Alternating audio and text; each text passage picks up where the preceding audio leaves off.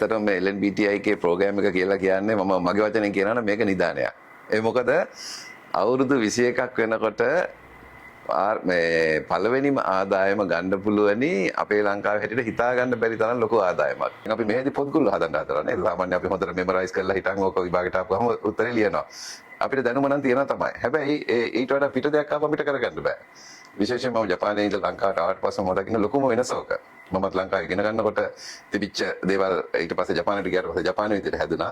ඇවිල්ලා බලපුවාම තියෙන්නේ අපි මෙහි ඉන්නේ බොහොම වෙනස් පරිසරයක් ඇතුළත. අපි ඉගෙන ගත්තට අපිට ඉගෙන ගන්න උවමනාද ඉගෙන ගන්න බෑ. ඉගෙන ගත්තට ඊට පස්සේ ඒක රැකියාවකට සම්බන්ධ කරගන්න බෑ.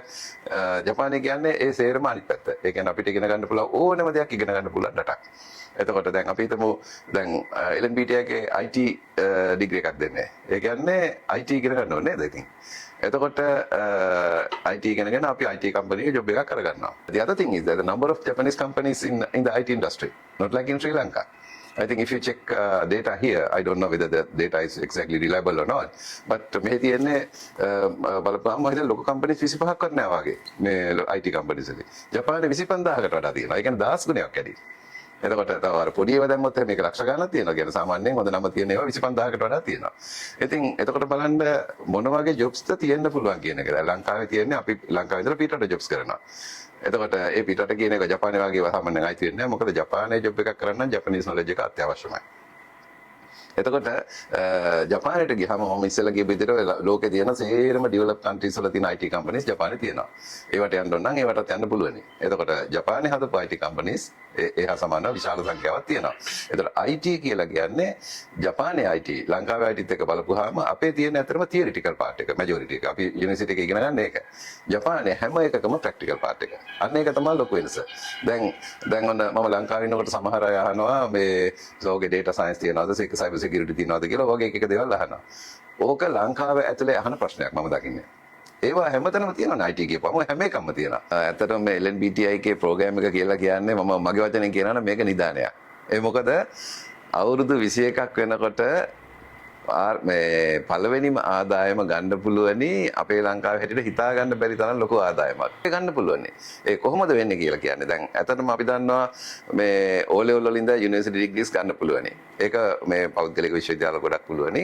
එතකොට හැබැයි එතනත් ප්‍රශ්න තියෙන්නේ ඩිග්‍රී එක ගන්න පුළුවන්. ඊට පස්සේ ජොබ් එක මොකද වෙන්නේ?